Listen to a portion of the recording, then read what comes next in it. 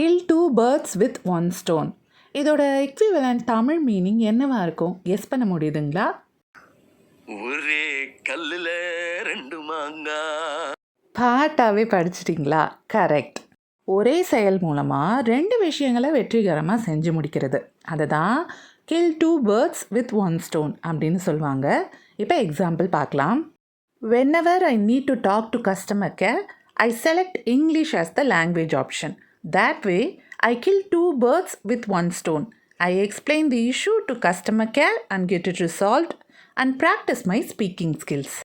இது என்னென்னா, எப்போல்லாம் எனக்கு கஸ்டமர் கேர் கிட்ட பேசணுங்கிற தேவை ஏற்படுதோ அப்போல்லாம் நான் இங்கிலீஷை தான் மொழி விருப்பமாக தேர்ந்தெடுக்கிறேன்.